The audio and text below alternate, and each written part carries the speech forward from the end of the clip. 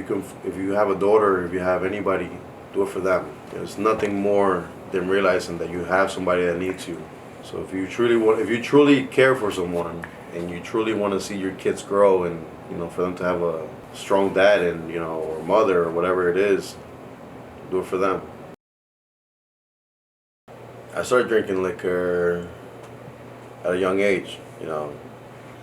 My parents used to have people over the house, and like my dad was like the place to go. My dad's house was like the place to go. Like my parents were very social. So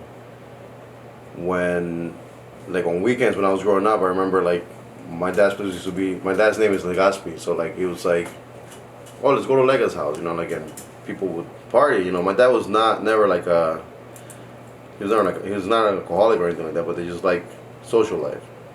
And I used to like seeing that, and eventually I got to a point where like I wanted to try the alcohol, and I would sneak around with my friends and steal a beer here and there, steal like a shot of this, a shot of that, and from there on it just kind of became like a thing, like 10, 12, 15 years old I started hanging out with older people, started drinking more. 21 came, started drinking even more, and then from there just kind of just gets worse and worse.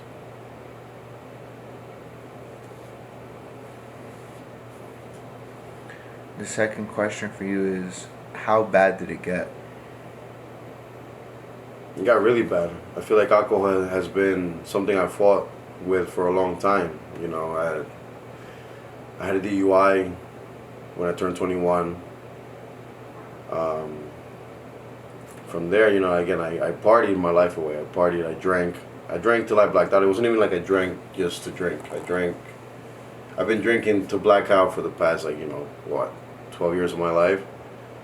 And alcohol has brought many problems to my life. Relationship problems, friendship problems, business problems, because it's something that I couldn't control. It's like I needed to drink all the time, and alcohol just made me angry. Once alcohol got into my system, I would become like a very angry person, and because of that, I damaged a lot of things in my life. And yeah, it's been a real struggle with it.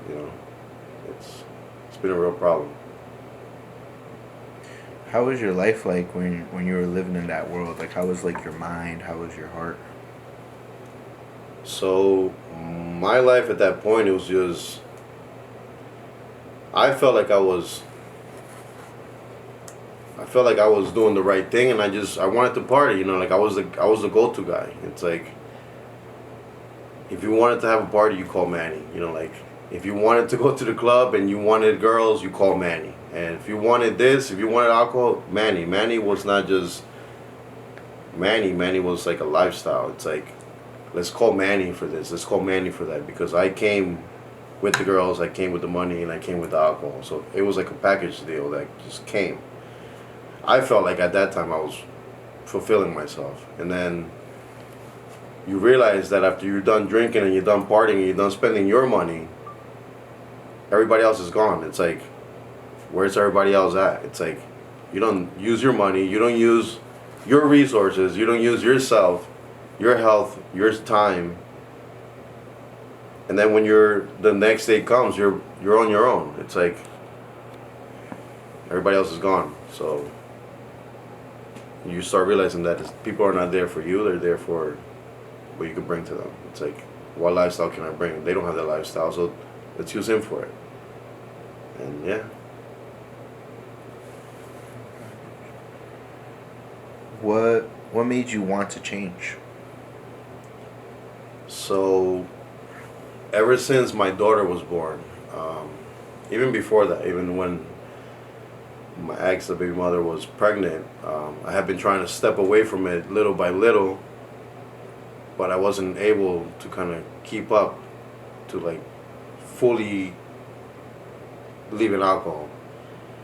A few months ago, I went like on a binge drinking for like 4 days, and on the 5th day I got really sick, and for the first time in my life I actually felt like I was gonna die. Like I actually felt really, really sick, and You know, I got up and I saw my face, and my face was swollen. You know, my eyes looked like they were gonna pop out of my head and my face. And you know, like I started talking to myself, and I said, God, like, what am I doing? Like what's wrong with me? Like, I'm selfish. I'm a selfish human being. You know, like I have a daughter. You know, my daughter's not even 2, and I'm like, I'm drinking my life away. I'm like, that's selfish. You know, like if I love this little girl and I care for her, that's it. This has to be it. And I feel like at that moment, like something took a hold of me, and something like spoke to me. And I felt something that I never felt in my life. I felt something that just basically just grabbed me, and I started talking to myself out loud, and I started screaming at myself. I was cursing at myself at that moment. You know, I told myself, you're an idiot, you're an imbecile, like you're worthless, like you're nothing. You know, like you have wasted your life, and now you have a child. Like, am I gonna continue to do this? Am I really this human being, or am I gonna be the father and the man that I actually need to be, like a real man? You know, like a real man is not what I was doing. A real man is being the person that I am becoming little by little, you know, like, and after that, you know, like, I felt like God took a hold of my life, and I made a promise to him, and I made a promise to my baby, and I've been keeping strong ever since. You know, I've been almost 4 months without alcohol, going to church, you know, worship, doing different things that actually fill your life. You know, it's like you search the world to find fulfilling, and then you feel empty, and then you realize that fulfillment is not even on anything but what God has given to you, like trees, nature, life, air, your daughter, your life, your own life, your own breath. Not alcohol, not drugs, not women. Yeah, you have multiple women. Yeah, you ruin the relationship. Yeah, you're the man. You know, it's like, oh man, he's a man. He was cheating on his wife. He's cheating. You know, he's doing this, he's doing that. And then you lose it, and then you're like, oh yeah, how much of a great man was I? You know, like, not because I was trying to be the cool guy. I lost that. I lost a lot of things. Who's cool now? You know, like, everybody that was calling me cool stepped away when I stepped away from alcohol. So you find fulfillment in God. You know, you find that there's more to life than just the trends and trying to make TikToks and Instagram videos. You know, just to try to become viral. It's a different fulfillment than just that. You know, it's real life out there. You start feeling a real joy the moment you start to realize that the real life starts when you start valuing the things that God gave us and not anything else in the world.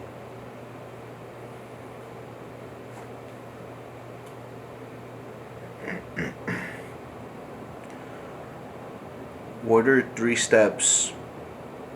to 3 steps that someone can do to get out of the box of liquor? I think certain things that you need to do to get out of liquor is, first of all, you have to change your surroundings. You can't expect change when you surround yourself around alcohol. Doesn't mean, you know, like, doesn't mean to judge people by what they do. Doesn't mean to think that you're better than anybody because of what your change or what you're doing or what you're trying to do.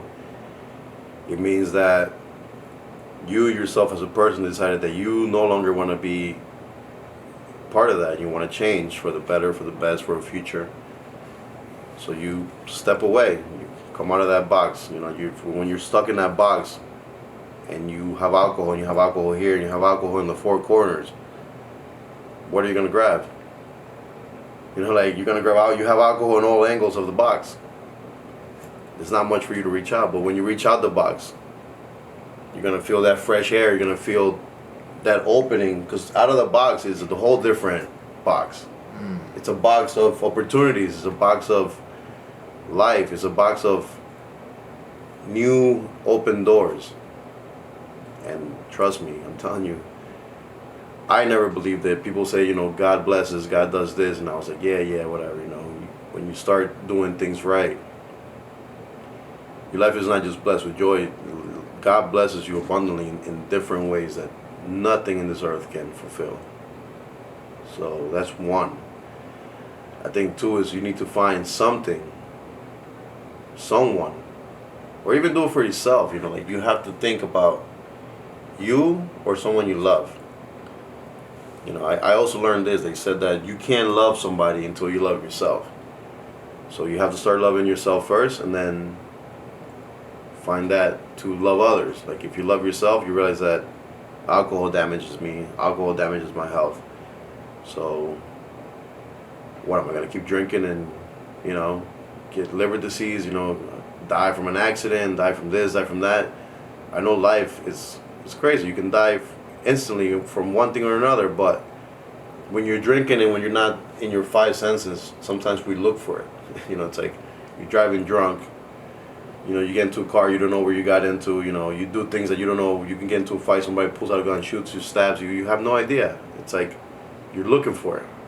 So one thing is to look for death, and one thing is for death to come in a natural way, or you know, in a way that is meant to, for you to go. But you gotta find love in yourself and do it for yourself, and find that stronghold that like it's holding you. Just break out of it and start living for you.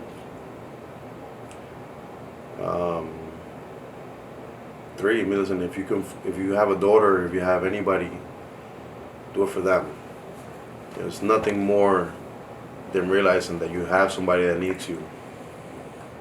So if you truly care for someone, and you truly want to see your kids grow, and you know, for them to have a strong dad, and you know, or mother, or whatever it is, do it for them. You know, see them as your strong point, and you know, put God first in everything, and things will eventually just start coming to working on it on their own. And after that, you know, it doesn't become easy, but it becomes a little bit easier.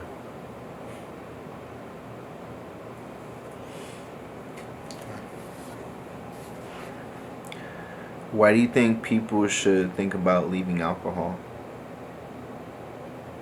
I think leaving alcohol, and I think the reason why people should think about leaving alcohol is because alcohol controls senses in your mind that give it pleasure, right? So by drinking, you feel pleasure, but then with pleasure comes those wrong things, right? So you feel pleasure for the moment. Yeah, you drink, you know, you feel satisfied, you feel this happiness, and then the next day you feel like crap. You know, it's like you know, if you've drank too much, you're throwing up, you're hungover, you gotta make soup, you gotta do this, you know, you're sweating. These are things that, like, if you're not drinking it, you have your five senses. You know, you have focus. You have a level of focus to a different extent. Like, you know, like for me, when I stopped drinking, I realized that, you know, a person has so much potential. You know, like I'm a person that I believe I have a lot of potential, and you know, people know me. They know that also. If I was able and I'm able to do things when I was drinking, you know, like I tell myself, like, how much can I accomplish now that I stopped drinking? You know, how much can I accomplish now that my mind is 100%? That my health is, you know, getting a lot better. That my focus point is to a different level. That now my goals became real goals. It's not like, let me live for the moment because I don't care about tomorrow. You know, I partied tonight. If I die tonight, it's fine. It's like party. But now I have like real goals. And for the first time, you know, like in a long, long time, my future now is back in the picture. Like I'm actually thinking about the future. You know, the future for me, the future for my daughter. Like, what am I gonna leave for my daughter? If I could leave her, you know, I want to leave her with good things. You know, like my dad taught me this. You know, my dad taught me things about the world that I should stay away from. You know, teach her to be a godly baby. You know, teach her to be a godly woman, not to seek things, attention or things of the world that are gonna bring her down and, you know, cause her depression, anxiety. You know, make her feel worthless. You know, I want her to grow up so strong in God that she knows her worth, so that she doesn't fall into the hands of just anybody, and then she finds a man that's gonna bring her to an aisle, marry her, respect her. And I feel like that's something that for me would be well worth it. You know, help her have a future. You know, teach her and show her the fundamentals of life and what life really means. You know, I'm teaching her, my daughter, how to raise chickens. You know, which is a funny thing because I never thought I'd be taking care of chickens myself. But then out of the chickens, you know, you have eggs, and then out of the eggs, you can start doing things for your daughter to even start having a little business as a baby, you know, and start growing into her savings account. So like that, when she's older, she has worked from the minute she's not even 2 years old. You know, she's already working right now. She takes care of her chickens because she helps me. You know, she's throwing hay, she's throwing food at the chickens, she's chasing them. You know, it's like you're teaching her, you know, and after you know, she's been doing this with me for almost a month now. Now she looks for me because now she sees that as part of her daily routine. She eats breakfast, she comes in, she brings me her boots, her rain boots, and she knows that after she eats, it's time to go take care of her chickens, you know. And that's a value, you know. You teach them from young. You're teaching them how to work, how to have a good work ethic, how to be responsible, how to wake up early. And then you're going to teach them what comes with doing certain things like that. You know, you put a seed on the ground, you water it, and things grow. And from there, that's it, you know. You plan on raising a good kid, good future, and a good head on their shoulders. Godly values. Godly values. Amen.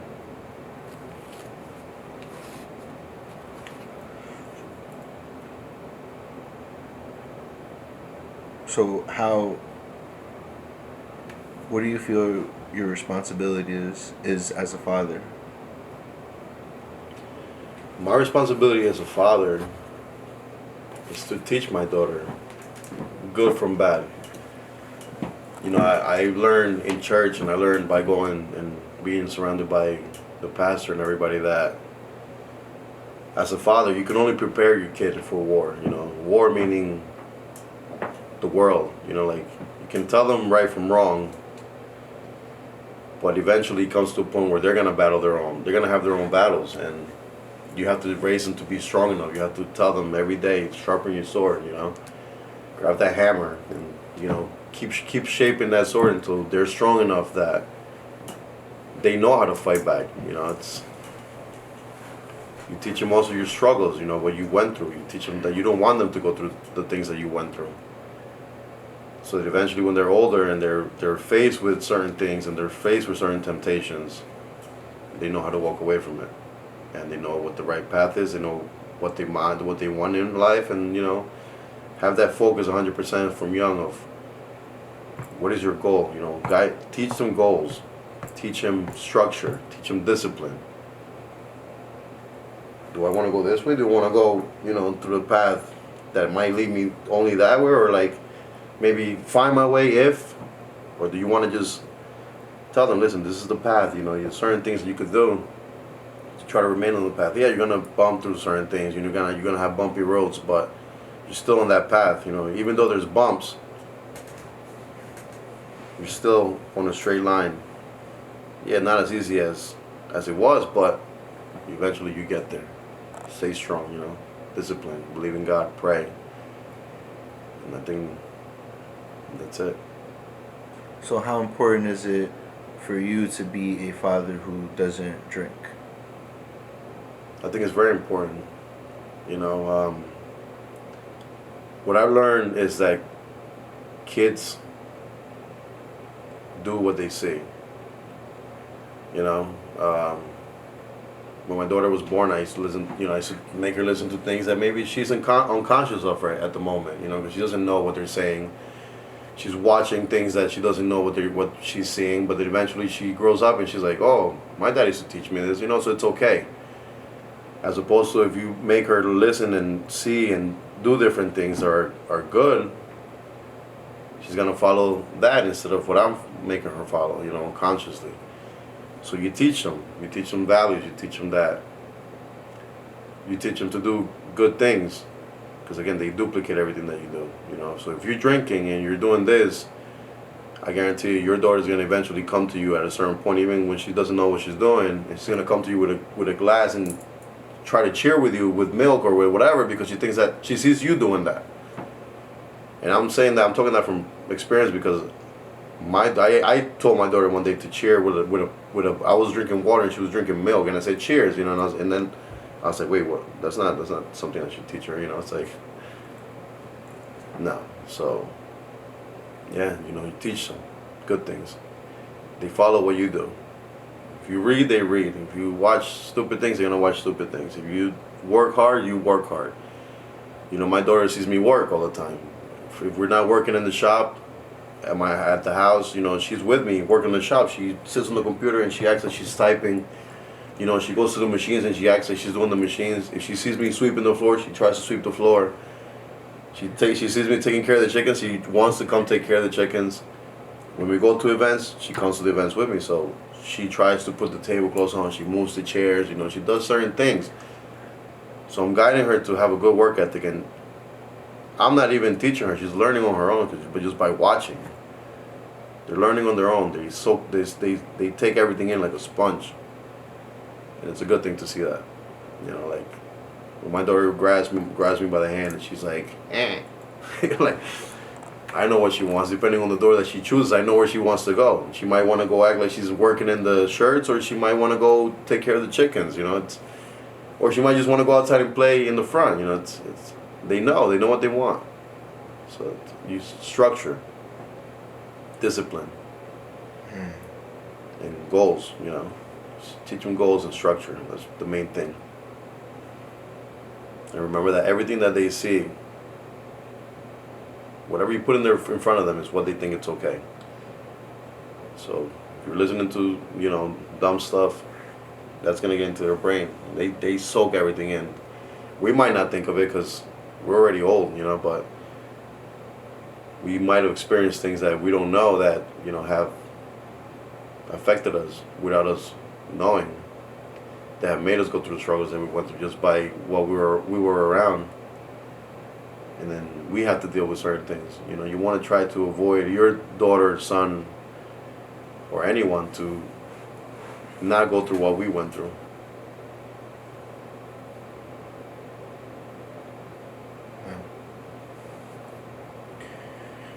Did you ever try stopping in the past, like drinking? Yeah, I tried it a few times. Never really. I was never really 100% trying to stop. I would try stopping for like a month, you know, 2, and I was like, yeah, I'm just gonna stop for a little bit, just to feel better, and then it never really worked. You know, it's like a weekend, you feel sick, and you're like, let me just drink. I'm just gonna drink 1, and then 1 becomes 2, 1 becomes 3, and then you drunk again. You know, so I'm like, all right, whatever. You know, I'm gonna start next week. I'll start tomorrow, and then I will take. If I did that on a Friday, I'm like, oh yeah, I'm just gonna do 1 Friday, Saturday, Sunday.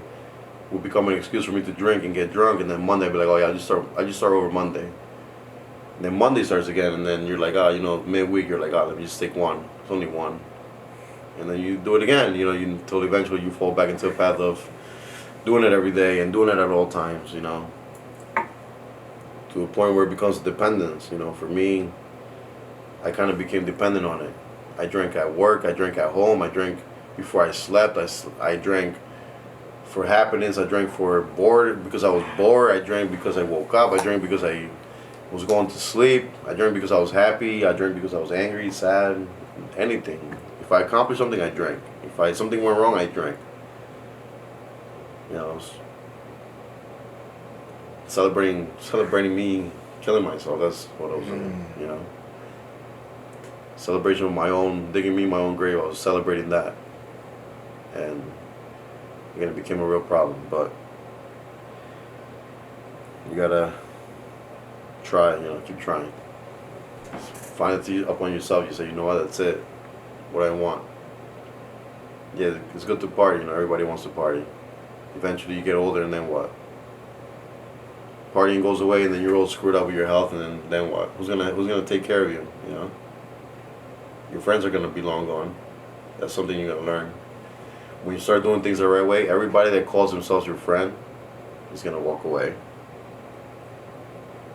When you cut off people, I call them leeches, you know, like when you cut off a leech from sucking your blood, what happens? They die. You know, they walk away. They vanish. They're sucking off your life. They're sucking off your life. And when you take them off, they don't have their own life, so they completely gone. People come to you only when they need stuff. You know, when you're in that lifestyle, they come to you when they want something, they want to drink, they come to you. You have a house that they could use for partying, they come to you, they call you for that. But you call them for that. You go to their house. let yourself call them and say, you know what, let me come party at your house. Oh no, you can't, you know. Why not? Come party at my house, you know, I have to pay for the alcohol, I have to pay for the cleaning afterwards, I have to deal with the mess. Let me do it at your house. No, bro, I live with my family. You know? Exactly my point. It's like, you know, they don't want to do things on their own time, but they want to do it on your time. They want to do it on your expense. It's something that you'll learn.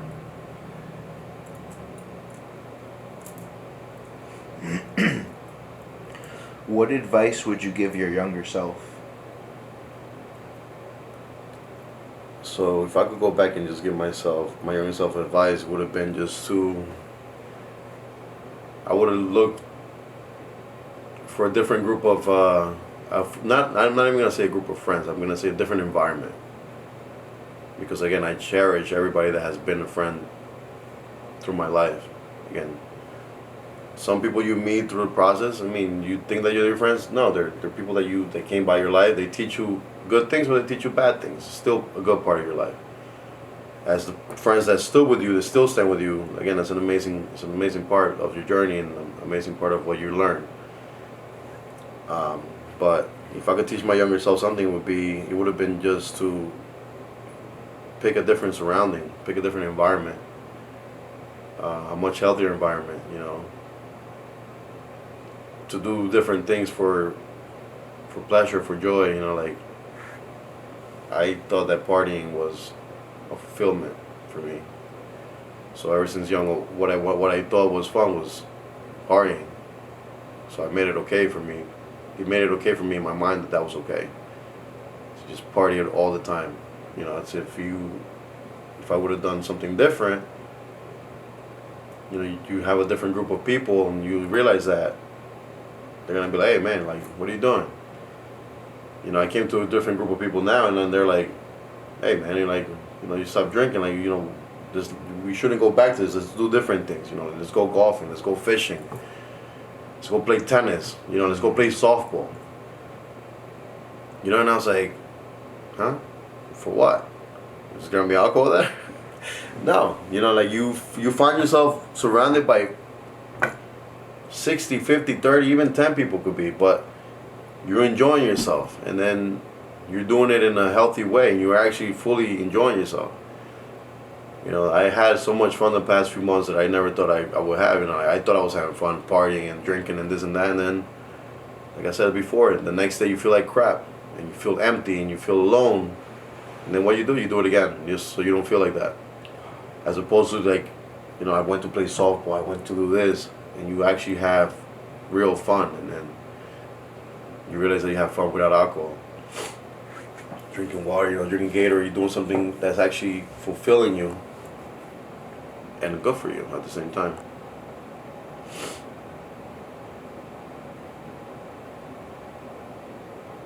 So that's what the enemy does. No, it tries to like keep you in a cycle.